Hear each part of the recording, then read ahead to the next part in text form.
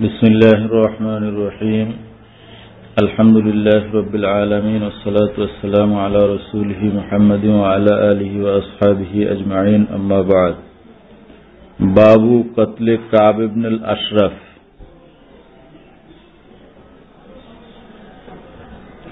काब इब्न अल अशरफ अल यहूदी अल कर्जी अश-शाइर। এই কাব ইবনে আশরাফ এই লোকটা ইহুদি ছিল এবং সে বড় কবি ছিল।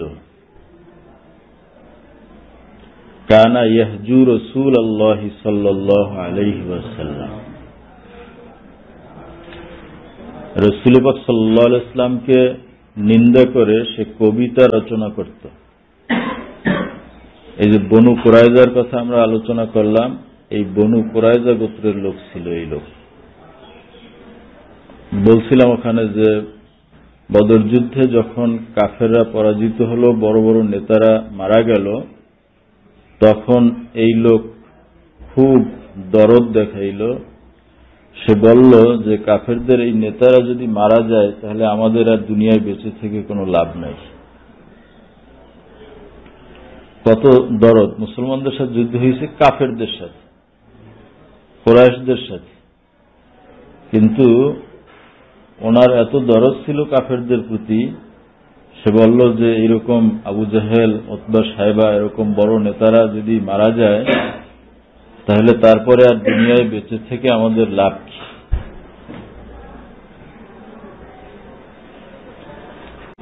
যাই হোক, তার বিভিন্ন দুষ্টামির কারণে তাকে হত্যা করা হয়েছিল। রাসূল পাক সাল্লাল্লাহু আলাইহি ওয়াসাল্লাম সহজে কাউকে হত্যা করেন না এবং ব্যক্তি স্বার্থে যদি তার আঘাত লাগে, ব্যক্তিগতভাবে তাকে কেউ কষ্ট দেয়, গালি দেয়, খারাপ বলে, এজন্য তিনি কোথাও প্রতিশোধ নিয়েছেন ইতিহাসে এরকম নেই। কিন্তু যখন ব্যাপারটা বাড়াবাড়ি হয়ে যায়, ইসলামের উপরে হুমকি হয়ে দাঁড়ায়, তখন তিনি বাধ্য হয়ে ব্যবস্থা গ্রহণ করেন। দেখো,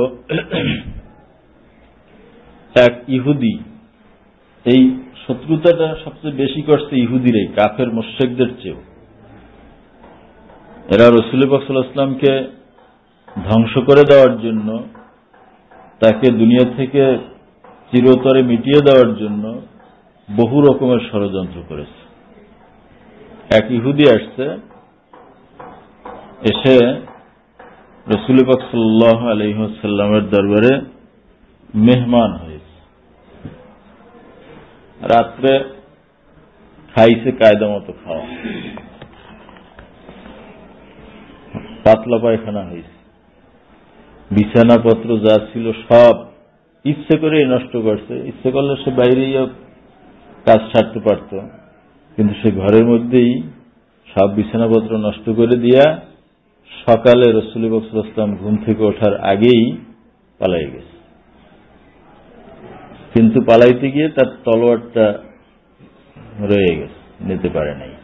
আর তলোয়ার হলো মোবাইলের মতো আর কি, ওটা লাগবেই। আরবদের সবার কাছে একটা একটা তলোয়ার ছিল আত্মরক্ষার জন্য। রাসূল সাল্লাল্লাহু আলাইহি ওয়াসাল্লাম সকালে উঠে মেহমানের খবর নিতে আসলেন, দেখেন মেহমান নাই, রুম নষ্ট হয়ে গেছে। হুজুর খুব আফসোস করলেন যে বেচারা রাত্রে কত কষ্ট পাইছে, অসুস্থ হয়ে পড়ছে। এদিকে ওই লোক চিন্তা করতেছে, গিয়ে দেখি যদি মুহাম্মদ এখনো না ওঠে তাহলে গোপনে তলোয়ারটা আবার নিয়ে আসবো। এই জন্য ভয়ে ভয়ে সে আসছে।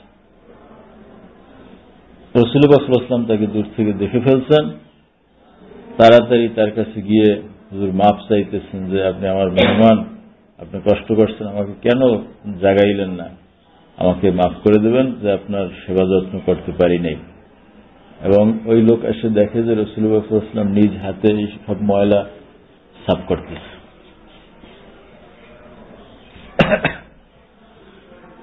তখন ওই ইহুদি এত অভিভূত হয়ে গেল যে আমাকে তো হত্যা করা দরকার ছিল, যে কাজ আমি করছি, কিন্তু সে উল্টো আমার কাছে মাপ চায় এবং নিজে আমার সেই পায়খানা পেশাব এগুলো সব নিজ হাতে পরিষ্কার করতেছে।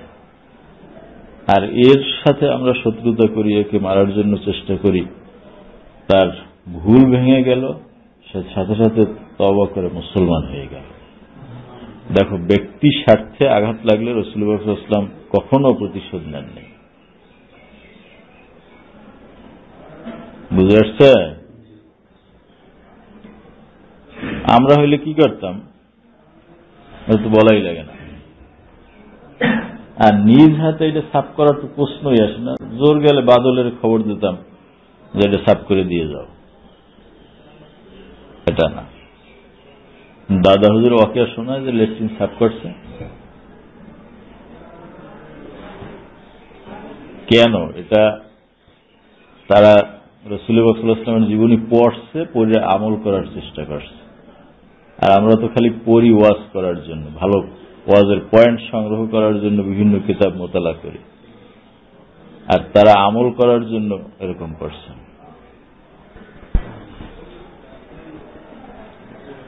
আমাদের হাদিসের সনদের ভিতরে তোমরা নাম শুনছো হোসাইন আহমদ মাদানী, শাইখুল ইসলাম ওনার খেতাব, শাইখুল আরব ওয়াল আজম, অনেক বড় মাপের মুহাদ্দিস ছিলেন, আমাদের খতানি হুজুর উস্তাদ ছিলেন।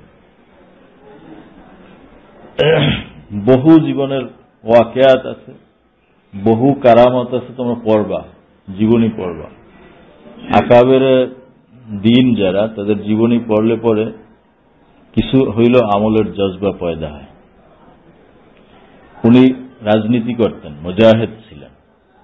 যাই হোক, কোন একদিন এরকম সফর করতেছিলেন ট্রেনের মধ্যে আবার ল্যাট্রিন আছে, এটা তো সবাই ব্যবহার করে, নষ্ট হয়ে যায়। এক হিন্দু ভদ্রলোক ওনার পাশে বসেছিলেন। ভদ্রলোক বাথরুমে যাবে, ল্যাট্রিনে যাই দেখে অবস্থা বেতাল, পরে আর যায় না, চলে আসছে। উনি এটা লক্ষ্য করছে।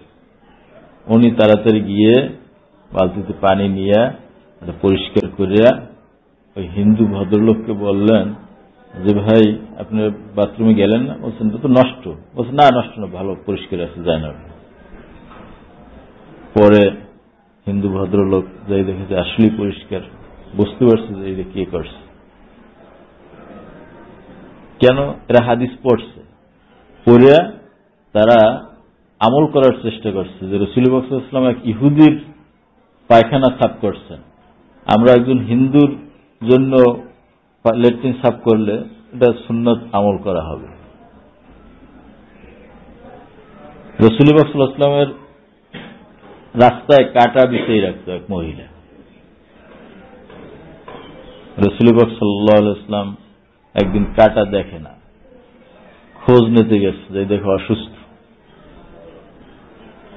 সেই মহিলা মুসলমান হয়ে গেছে। সংক্ষেপে বললাম, ব্যক্তি স্বার্থে আঘাত আসলে হুজুর কখনো প্রতিশোধ নেন নাই, কিন্তু যখন ব্যাপারটা ইসলামের উপরে আঘাত, তখন বাধ্য হয়ে তিনি প্রতিশোধ নিয়েছেন। নতুবা বলবা যে তার বিরুদ্ধে কবিতা লেখছেন আর হুজুর তার মাথা দ্বিখণ্ডিত করে ফেলেছেন, তার মৃত্যুদণ্ড ঘোষণা করেছেন। মুআররিখিনে কেরাম এই কাব ইবনে আশরাফকে হত্যা করার পিছনে অনেক কারণ লেখছেন। জাদিদ সিরাতুন নবী একটা কিতাব লেখছেন ভারত থেকে, 3 খণ্ডে, অত্যন্ত মুজমাল এবং জামে মানের কিতাব রাসূলুল্লাহ সাল্লাল্লাহু আলাইহি ওয়াসাল্লামের জীবনীর উপরে। ভারতীয় উপমহাদেশের থেকে অনেক সিরাত গ্রন্থ লেখা হয়েছে, তার ভিতরে এই সব সিরাত গ্রন্থের সারমর্ম এই কিতাবের ভিতরে উল্লেখ করা হয়েছে, 3 খণ্ডে লেখা হয়েছে। সেখানে কাব ইবনে আশরাফকে হত্যা করার 7টা কারণ লেখছে। বুঝে আসছে কথা? তো যাই হোক, এই কাব ইবনে আশরাফ সে করল কি, বদর যুদ্ধের পরে এই কথা বলল এবং তার কিছু সঙ্গী সাথী নিয়ে সে মক্কা শরীফ চলে গেল। মক্কা শরীফ গিয়ে সেখানে এই নিহত কাফের নেতাদের শানে মরসিয়া রচনা করল এবং এগুলো সে অত্যন্ত করুণ সুরে গাইত, নিজের চোখ থেকে পানি ঝরাইত, আর ওই মৃত নেতাদের আত্মীয় স্বজন যারা তাদেরকেও কান্দাইত এবং মুসলমানদের বিরুদ্ধে যুদ্ধ করার জন্য সে উদ্বুদ্ধ করত। এভাবে করে একদিন সে সমস্ত মক্কার কাফেরদেরকে কাবা ঘরের সামনে একত্রিত করল এবং কাবা ঘরের গিলাফ ধরে তাদের থেকে বয়াত নিল যে তোমরা শপথ করো কাবা ঘরের এই গিলাফ ধরে যে তোমরা মুসলমানদের বিরুদ্ধে এই বদর যুদ্ধের প্রতিশোধ গ্রহণ করার জন্য রাজি আছে কিনা। সবাই কাবা ঘরের গিলাফ ধরে অঙ্গীকার করলো যে হ্যাঁ আমরা প্রতিশোধ নেব। এবং সে বড় নেতা ছিল, বড় কবি ছিল। রাসূল পাক সাল্লাল্লাহু আলাইহি ওয়াসাল্লামের কুৎসা রচনা করে সে অনেক কবিতা লিখেছিল। হাসান ইবনে সাবিত হুজুরের কবি, তিনি এর কিছু জবাবও দিয়েছেন। এরপরে মুসলমানদের সাথে রাসূল পাক সাল্লাল্লাহু আলাইহি ওয়াসাল্লামের সাথে পার্শ্ববর্তী এই সমস্ত ইহুদি গোত্রের সাথে চুক্তি ছিল যে তারা মুসলমানদের বিরুদ্ধে কোন শত্রুকে সাহায্য করবে না। তাহলে এই চুক্তি কি আর থাকলো? থাকলো না। এক নাম্বার হলো যে সে রাসূল পাক সাল্লাল্লাহু আলাইহি ওয়াসাল্লামকে গালাগালি করেছে, প্রকাশ্যে মানুষের সামনে হুজুরের নামে এরকম গালাগালি করত, খারাপ কথা বলত। দুই নাম্বার, সে রাসূল পাক সাল্লাল্লাহু আলাইহি ওয়াসাল্লামের কুৎসা রচনা করে কবিতা রচনা করেছিল, কবিতা আবৃত্তি করত। তিন নাম্বার, তার অপরাধ ছিল যে সে মুসলমান মহিলাদের নিয়ে খারাপ কথা লিখত। মুসলমান মহিলাদের রূপ সৌন্দর্য এগুলো নিয়ে সে অশ্লীল কবিতা রচনা করত। চার নম্বরে সে মুসলমানদের সাথে যে কৃত ওয়াদা ছিল যে কাফেরদেরকে কেউ সাহায্য করবে না, সেই ওয়াদা সে ভঙ্গ করল, গাদ্দারি করল। পঞ্চম, সে মক্কায় গিয়ে মুসলমানদের বিরুদ্ধে কাফেরদেরকে যুদ্ধের জন্য উৎসাহিত করল। ষষ্ঠ, সে শুধু রাসূল পাক সাল্লাল্লাহু আলাইহি ওয়াসাল্লামকে না, গোটা ইসলামকে নিয়ে বিদ্রূপ করত। ইসলামের বিভিন্ন নিয়ম কানুন, বিভিন্ন ব্যাপার নিয়ে সে বিদ্রূপ করত এবং খোঁটা দিত, বিভিন্ন ইসলামের দোষ ত্রুটি গিয়ে বেড়াত। ইসলামের কি দোষ আছে? বানাই বল, ইসলামের কুৎসা রচনা করত। সপ্তম, মুআররিখিন ইকরাম লেখেন যে একদিন সে রাসূল পাক সাল্লাল্লাহু আলাইহি ওয়াসাল্লামকে বিশেষ উদ্দেশ্যে দাওয়াত দিয়েছিল, কিন্তু তার উদ্দেশ্য ছিল রাসূল পাক সাল্লাল্লাহু আলাইহি ওয়াসাল্লামকে হত্যা করা। রাসূল পাক সাল্লাল্লাহু আলাইহি ওয়াসাল্লামকে উপর থেকে পাথর মেরে সে হত্যা করতে চেয়েছিল। সাথে সাথে জিবরাইল আলাইহিস সালাম আসলেন এবং জিবরাইল আলাইহিস সালাম রাসূল পাক সাল্লাল্লাহু আলাইহি ওয়াসাল্লামকে ডানায় এরকম ছায়া দিয়ে, ডানা দিয়ে ছায়া দিয়ে তাকে নিয়ে আসলেন, যে উপর থেকে পাথর মারলেও জিবরাইলের পাখার উপরে পড়বে, রাসূল পাক সাল্লাল্লাহু আলাইহি ওয়াসাল্লামের উপরে পড়বে না। আল্লামা আইনি লেখেন যে জিবরাইল আলাইহিস সালামের পাখা দিয়ে হুজুরকে আবৃত করে সেখান থেকে নিয়ে আসলেন। আসার পরেই রাসূল পাক সাল্লাল্লাহু আলাইহি ওয়াসাল্লাম দেখলেন যে এই ব্যক্তির সীমানা চরম পর্যায়ে পৌঁছে গেছে, এখন আর একে বাকি রাখা ঠিক না। হুজুর বললেন, মান লি কাব ইবনে আশরাফ আই মান ইস্তাইদ্দু লিকিতালি, কাব ইবনে আশরাফকে কে হত্যা করতে পারে? তখন মুহাম্মদ ইবনে মাসলামা সাহাবী, আবু আব্দুল্লাহ আল আনসারী, মুহাম্মদ ইবনে মাসলামা ইবনে খালিদ ইবনে আদি ইবনে মাখদা ইবনে হারিসা ইবনে আল হারিস ইবনে আল খাজরাজ, উনি আনসারী সাহাবী ছিলেন। উনি বদর যুদ্ধ সহ সমস্ত যুদ্ধে অংশগ্রহণ করেছেন, জলিলুল কদর সাহাবী ছিলেন। মদিনা শরীফে তিনি 43, 46 অথবা 47 হিজরিতে ইন্তেকাল করেছেন। তার বয়স হয়েছিল 77 বছর। তিনি এত জলিলুল কদর সাহাবী ছিলেন যে রাসূল পাক সাল্লাল্লাহু আলাইহি ওয়াসাল্লাম অনেক সময় যখন যুদ্ধে যেতেন মদিনার শাসনভার তার হাতে ন্যস্ত করে যেতেন। যেমন তাবুকের যুদ্ধের সময় কোন কোন রওয়ায়েতে আছে যে তাকে মদিনার খলিফা নিযুক্ত করা হয়েছিল। তবে হুজুরের ইন্তেকালের পরে পরবর্তী যে ফিতনা হয়েছিল আলী রাদিয়াল্লাহু তাআলা আনহুর সময়, জঙ্গে সিফফিন, জঙ্গে জামাল, এই সমস্ত ফিতনা থেকে তিনি দূরে ছিলেন, কোন পক্ষেই তখন তিনি অবস্থান নেন নাই। তো যাই হোক, এই মুহাম্মদ ইবনে মাসলামা উনি দাঁড়িয়ে বললেন, ইয়া রাসূলুল্লাহ আতুহিব্বু আন আকতুলাহু, হুজুর আপনি কি চান আমি যে তাকে হত্যা করি? বলছে হ্যাঁ। হুজুর আমাকে কিছু অনুমতি দেন যে আমি তার কাছে কিছু মিথ্যা কথা বলবো, আপনার বদনাম করবো, এটা জায়েজ হইবে কিনা? বলছে হ্যাঁ, যুদ্ধের ক্ষেত্রে সবই জায়েজ আছে। তো উনি ওনার সাথে আরো কয়েকজন লোক নিলেন। প্রথমে উনি একাই গেলেন এই কাব ইবনে আশরাফের কাছে। আর মুহাম্মদ ইবনে মাসলামা উনিও তো পরিচিত সাহাবী ছিলেন, সবাই তাকে চিনতেন, ইহুদিরাও জানতেন, নেতা ছিলেন। গিয়ে তিনি বললেন যে ভাই, দুঃখের কথা কারো কাছে তো বলাও যায় না, মানে এটা তো বলতেও পারি না আর সহ্যও করতে পারি না। আমরা তো মুহাম্মদ আসছে, মুসলমান হয়ে গেছি, কিন্তু জীবনে যে কত বড় ভুল করছি এটা তো এখন হারে হারে বুঝতেছি। কি হয়েছে এখন, এই আজকে এই চাঁদা, কালকে এই চাঁদা, এই যাকাত, এই সদকা, টাকা দিতে দিতে আমাদের অবস্থা শেষ, টাকা পয়সা সব শেষ হয়ে গেছে।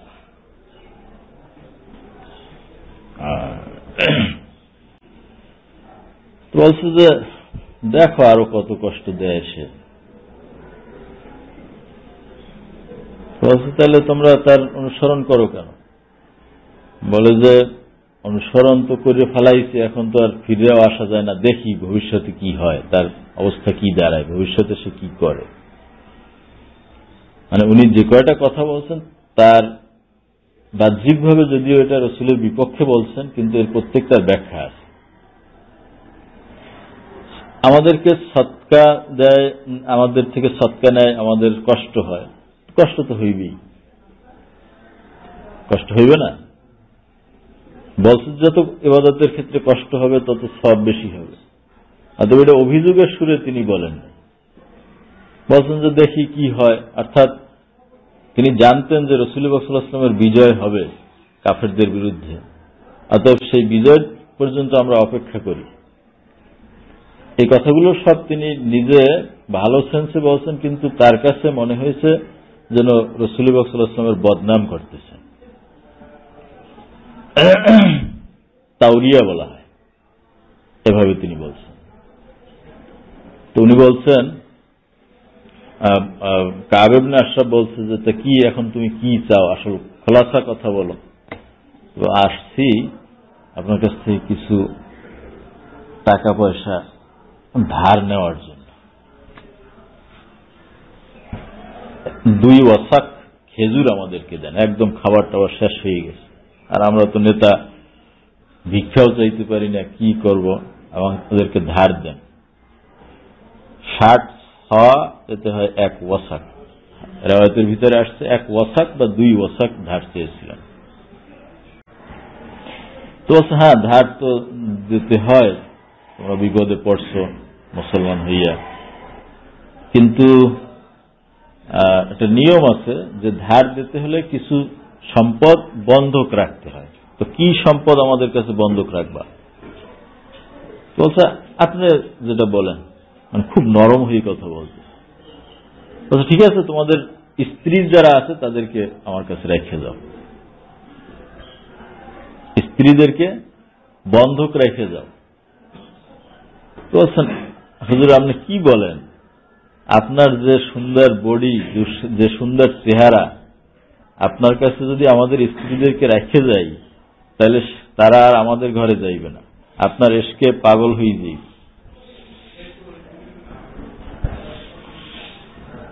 তো বলছে তাহলে তোমাদের ছেলেদেরকে রেখে যাও। তো বলছে তাহলে তো এই ছেলেরা সারা জীবন বদনামের ভিতরে থাকবে, মানুষ তাদেরকে নিন্দা করবে যে জানি না তোমার ইতিহাস, যে এক ওয়াসাক খেজুরের বিনিময়ে তোমাদেরকে বন্ধক রাখা হয়েছিল, এটা তারা সারা জীবনের জন্য একটা কলঙ্ক থাকবে। তার চেয়ে এক কাজ করেন, আমাদের অস্ত্র শস্ত্র যা আছে সব আপনার কাছে রেখে যাই, মানে মারতেলে অস্ত্র লাগবে না, এটা আগেই রেখে যাওয়ার খেয়াল করছে। বলছে ঠিক আছে, তাহলে এক কাজ করো, রাত্রে এগুলো নিয়ে এসো। কাব ইবনে আশরাফ চলে গেল, উনিও চলে আসলেন। এসে উনি আরো সাথে কয়েকজন লোক নিলেন, উনি সহ মোট 5 জন।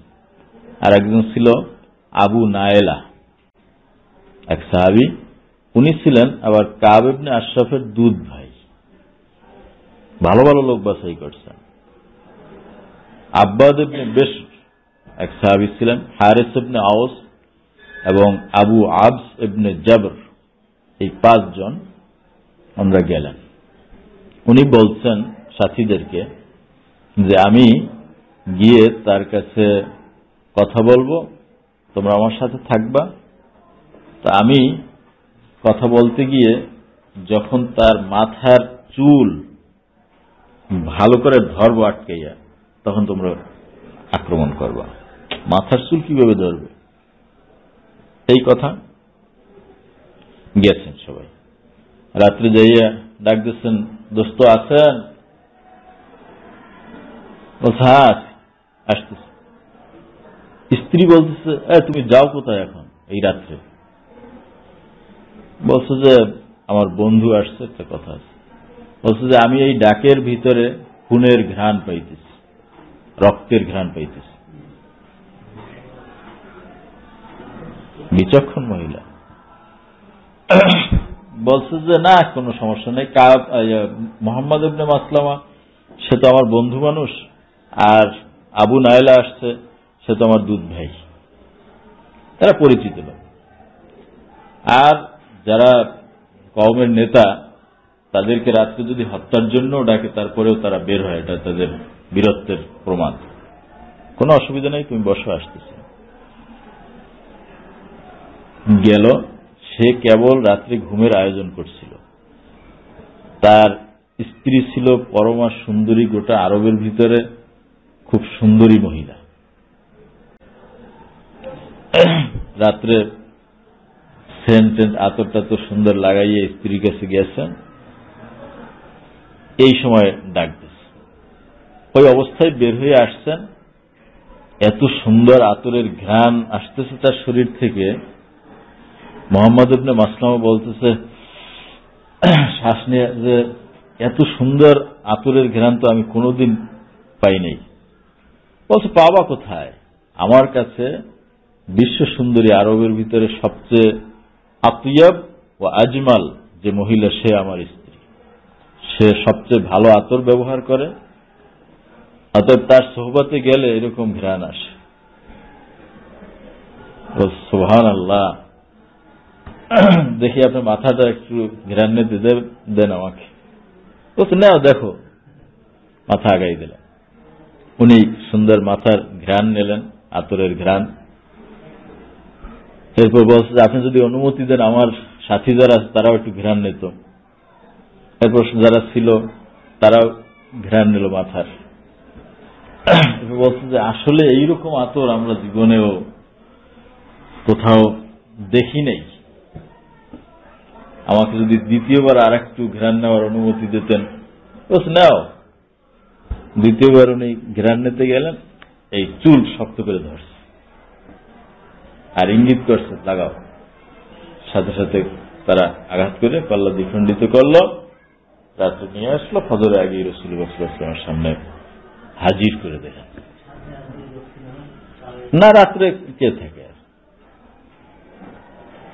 রাসূল পাক সাল্লাল্লাহু আলাইহি ওয়াসাল্লাম তখন বললেন, আফলাহাতিল উজুহ, এই চেহারাগুলো সফল হলো যারা এই কাজে অংশগ্রহণ করছিলেন। সাহাবায়ে কেরাম বললেন, ওয়া ওয়াজহুকা ইয়া রাসূলুল্লাহ, সাথে সাথে আপনার চেহারাও সফল হল। ইহুদিরা এত বড় ঘটনা, তারা আসলো রাসূল পাক সাল্লাল্লাহু আলাইহি ওয়াসাল্লামের কাছে, রক্তপান দাবি করল যে আমাদের নেতাকে হত্যা করা হয়েছে। রাসূল পাক সাল্লাল্লাহু আলাইহি ওয়াসাল্লাম বললেন, তার ফিরিস্তি তুলে ধরলেন যে সে কি কি অপরাধ করছে। ফলে তারা আর কিছু বলতে পারল না এবং চরমভাবে তারা ভীত হয়ে গেল। শেষ পর্যন্ত রাসূল পাক সাল্লাল্লাহু আলাইহি ওয়াসাল্লামের কাছে তারা একটা সই স্বাক্ষর দিয়ে চুক্তিনামা দিয়ে গেল যে আমাদের থেকে আর এরকম কোনো অপরাধ কোনোদিন হবে না, আমরা এরকম কোনো অপরাধ করব না, লিখিত দিয়ে গেল। এভাবে করে একজন রাসূল পাক সাল্লাল্লাহু আলাইহি ওয়াসাল্লামের নিন্দাকারী কাব ইবনে আশরাফের জীবনের ইতিহাস রচনা হয়ে গেল, জীবনের পরিসমাপ্তি ঘটে গেল। বিহি ক্বালা হাদদাসানা আলী ইবনে আব্দুল্লাহ ক্বালা হাদদাসানা সুফিয়ান ক্বালা আমরুন সামি'তু জাবির ইবনে আব্দুল্লাহ ইয়াকুল ক্বালা রাসূলুল্লাহ সাল্লাল্লাহু আলাইহি ওয়াসাল্লাম মান লি কাব ইবনে আশরাফ, কিয়াসু কাব ইবনে আশরাফকে হত্যা করতে পারো, ফাইন্নাহু ক্বাদ আযাল্লাহ ওয়া রাসূলহু, কারণ সে আল্লাহ এবং তার রাসূলকে কষ্ট দিয়েছে। ফাকামা মুহাম্মদ ইবনে মাসলামা, তখন মুহাম্মদ ইবনে মাসলামা দাঁড়িয়ে গেলেন। ফাকালা ইয়া রাসূলুল্লাহ আতুহিব্বু আন আকতুলাহু, যে হুজুর আপনি কি চান, আপনি কি পছন্দ করেন যে আমি তাকে হত্যা করি? ক্বালা নাম, হুজুর বললেন হ্যাঁ। ক্বালা ফাআযান লি আন আকুলা শাইআন, আমাকে অনুমতি দেন আমি কিছু কথা তাকে বলবো, অর্থাৎ ইসলামের বিপক্ষে তার কাছে কিছু কথা বানিয়ে বলবো। ক্বালা কুল, হুজুর বললেন হ্যাঁ বলো। ফাআতাহু মুহাম্মদ ইবনে মাসলামাতা ফাকালা ইন্না হাযার রাজুল ক্বাদ সাআলানা সাদাকা, গিয়ে বলল এই যে লোকটা, মানে রাসূল পাক সাল্লাল্লাহু আলাইহি ওয়াসাল্লাম, উনি আমাদের কাছে খালি সদকা চায়। ওয়া ইন্নাহু ক্বাদ আন্নানা, এবং সে আমাদেরকে আই কাল্লাফানাল মুশাক্কা, আমাদেরকে কষ্টের ভিতরে ফেলে দিয়েছে।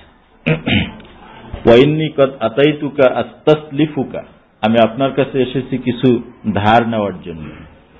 ক্বালা ওয়া আইযান ওয়াল্লাহি লা তামাল্লুন্নাহু, এটা কাব ইবনে আশরাফের কথা। হ্যাঁ, আরো কত দেখবা যে সে তোমাদেরকে আরো কত বিরক্ত করে। ক্বালা ইন্না ক্বাদ ইত্তাবা'নাহু ফালা নুহিব্বু আন নাদা'হু হাত্তা নানজুরা ইলা আইয়ি শাইইন ইয়াসিরু শানুহু, বলছেন এখন কি করব, আমরা তার অনুসরণ করে ফেলেছি, অতএব আমরা তার শেষ পরিণতি না দেখে তাকে ছাড়তে চাই না, দেখি সে শেষ পর্যন্ত তার পরিণতি কি হয়। ওয়াকাদ আরাদনা আন তুসলিফানা ওয়াসকান আও ওয়াসকাইন, আমি চাই আপনি আমাদেরকে কর্জ হিসেবে 2 ওয়াসাক বা 1 ওয়াসাক খেজুর দান করেন। ওয়া হাদাসানা গায়রা মাররা ফালাম ইয়াজকুর ওয়াসকান আও ওয়াসাকাইন,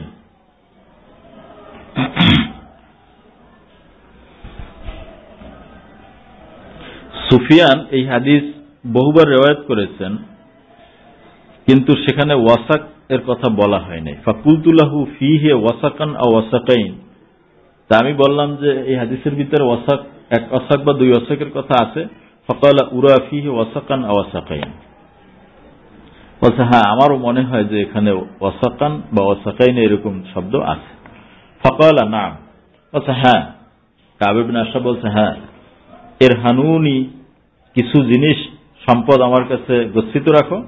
ক্বালু আইয়া শাইইন তুরিদ, বলল যে কি চান আপনি? ক্বালা এর হানুনি নিসাআকুম, তোমাদের স্ত্রীদেরকে আমাদের কাছে গচ্ছিত রাখো।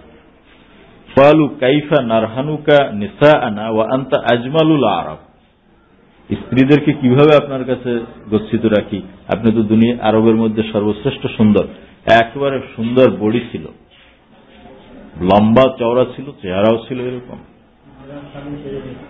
হ্যাঁ। ক্বালা ফারহানু আবনাআকুম, বলছে তোমাদের ছেলেদেরকে গচ্ছিত রাখো। ক্বালু কাইফা নারহানুকা আবনাআনা, কিভাবে আমাদের ছেলেদেরকে গচ্ছিত রাখি। ফা ইয়াসুব্বু আহাদুহুম, তাহলে তো কেউ তাদেরকে গালি দেবে এই বলে। ফাকালা রুহিনা বি ওয়াসাকিন আও ওয়াসাকাইন, যে তুমি বড় কথা বলো, তোমাকে এক ওয়াসাক বা 2 ওয়াসাক খেজুরের বিনিময়ে গচ্ছিত রাখা হয়েছিল, বন্ধক রাখা হয়েছিল। হাযা আরুন আলাইনা, এটা আমাদের জন্য লজ্জা। ওয়ালাকিন্না নারহানুকাল লামা, বরং আমরা আপনার কাছে অস্ত্র গচ্ছিত রাখি। ওয়ালা সুফিয়ান ইয়ানি সিলাহ, লামা মানে অস্ত্র। ফাওয়াদাহু আইয়াতিয়াহু, অতএব তিনি ওয়াদা করলেন তার কাছে যে হ্যাঁ অস্ত্র নিয়ে তিনি আসবেন। ফাজাআহু লাইলান, রাত্রে আসলেন। ওয়া মাহু আবু নাইলা, তার সাথে ছিলেন আবু নাইলা। ওয়া হুয়া আখু কাব মিনার রাদা, তিনি ছিলেন কাব ইবনে আশরাফের দুধ ভাই। ফাদাআহুম ইলাল হিসন, সামনের যে মানে বালাখানা সেখানে ডাকলেন। ফানাজালা ইলাইহি, তিনি অবতরণ করলেন। ফাকালাত লাহু ইমরাআতুহু, তার স্ত্রী, তার নাম ছিল আকিলা, সে বলল আইনা তাখরুজু হাযিহিসা, এত রাত্রে আপনি কোথায় যান। ফাকালা ইন্নামা হুয়া মুহাম্মদ ইবনে মাসলামা ওয়া আখি আবু নাইলা, বলছে অসুবিধা নাই, এক হলো মুহাম্মদ ইবনে মাসলামা পরিচিত লোক আমার, আর আবু নাইলা তো আমার ভাই।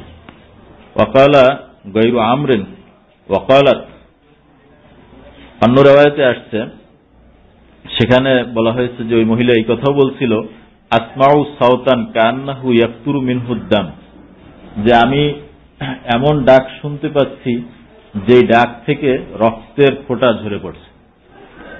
ক্বালা ইন্নামা হুয়া আখি মুহাম্মদ ইবনে মাসলামা ওয়া রাদিই আবু নাইলা, ইন্নাল কারীমা লাউ দুইয়া ইলা তানাতিন বিলাইলিন লা আজাবা, সম্মানিত লোক যারা, সম্ভ্রান্ত লোক যারা, আঘাত করার উদ্দেশ্যে যদি তাদেরকে রাত্রে ডাকে তারপরেও তারা ডাকে সাড়া দেয়। ক্বালা ওয়া ইয়াদখুলু মুহাম্মদ ইবনে মাসলামা মাহু বিরাজুলাইনি, মুহাম্মদ ইবনে মাসলামা আরো 2 লোককে নিয়ে গেছিলেন। কিলা লি সুফিয়ান সাম্মাহুম আমরুন, ক্বালা সাম্মা বা'দাহুম, তাদের নাম কি বলা হয়েছিল, বলছে হ্যাঁ তাদের একজনের নাম বলা হয়েছিল। ক্বালা আমর ওয়া জাআ মাহু বিরাজুলাইনি, ফাকালা ইযা মা জাআ ওয়া ক্বালা গায়রু আমরিন আবু আবস ইবনে জাবর, একজনের নাম, আর একজন হলো হারিস ইবনে আউস ওয়া আব্বাদ ইবনে বিশ, এই 3 জন, আর মুহাম্মদ ইবনে মাসলামা আর হলেন আবু নাইলা। ক্বালা আমর জাআ মাহু বিরাজুলাইনি ফাকালা ইযা মা জাআ ফাইন্নী কাইলুন বিশারি, আমি, সে যখন আমার কাছে আসবে আমি তখন তার চুল ধরব। কাইলুন মানে আখিজুন, কোন রিওয়ায়াতে আসছে মাইলুন বিশারি, আমি তার চুলের দিকে মাইল হব। ফা আশুম্মাহু, আমি তার চুলের ঘ্রাণ নেব। ফাইজা রাআইতুমুনি ইস্তামকানতু মিন রাসি, যখন তোমরা আমাকে দেখবে যে তার মাথাকে আমি ভালো করে পাকড়াও করেছি, আয়ত্তের ভিতরে এনে ফেলেছি। ফা দুনাকুম আই খুজু বিসাইফিকুম ফাদরিবুহু, তোমরা তখন তলোয়ার নিয়ে তাকে হত্যা করে দেবে, মাথা দ্বিগণ্ডিত করবে। ওয়াকালা মাররা সুম্মা উশিম্মুকুম, অন্য রিওয়ায়াতে আসছে যে আমি নিজে প্রথমে ঘ্রাণ নেব, এরপরে তোমাদেরকে ঘ্রাণ নেওয়াবো। ফানাজালা ইলাইহিম, কাব ইবনে আশরাফ তাদের কাছে অবতরণ করলেন, আসলেন। মুতাওয়াশশিহান, মুতাওয়াশশিহান আই মুলতাবিসান, ওই লেবাস পোশাক পরিহিত অবস্থায়, তলোয়ারও তার ছিল, সাথে নিয়েই আসছেন। ওয়া হুয়া ইয়ানফাখু মিনহু রিহুত তিব, তার শরীর থেকে তখন সুঘ্রাণ আসতেছে। ফাকালা মা রাআইতুকাল ইয়াউমি রিহান আই আতিয়াবা, বললেন যে তোমার মতো এরকম সুঘ্রাণ আর কোথাও আমরা পাই নাই। ক্বালা গায়রু আমর ওয়া ক্বালা ইনদি আতারু সাইয়্যিদুল আরব ওয়া আকমালুল আরব, কেন আমার গা থেকে ঘ্রাণ আসবে না, আমার কাছে যে স্ত্রী আছে সে হলো সাইয়্যিদুল আরব ও আকমালুল আরব। অন্য রিওয়ায়াতে আসছে আতিয়াবুল আরব ও আজমালুল আরব, যে আরবের মধ্যে সবচেয়ে সুঘ্রাণওয়ালা মহিলা, সবচেয়ে সুন্দরী মহিলা। ক্বালা আমরু ফাকালা আতাযানুলি আন আশুম্মা রাসাকা, আপনার মাথার ঘ্রাণ নিতে দিবেন?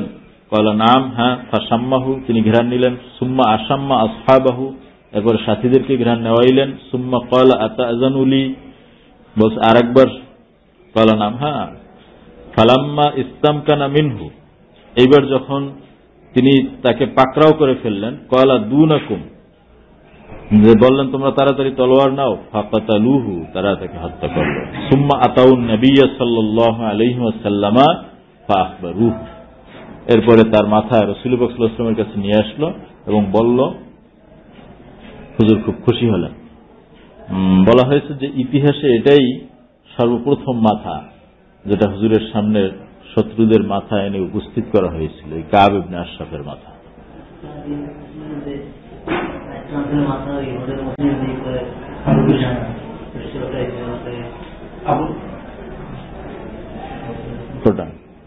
এর পরের ঘটনা ইখতিলাফ আছে, কেউ কেউ বলছেন এটাই প্রথম, আর কেউ বলছেন এর আগেও একটা এরকম মাথা আনছিল। যাই হোক, এই এক অভদ্র নিহত হইল, আর কালকে আরেকজন নিহত হইবে, কতলু আবি রাফি। এই লোকটাও রাসূল পাক সাল্লাল্লাহু আলাইহি ওয়াসাল্লামকে বহু কষ্ট দিয়েছিল।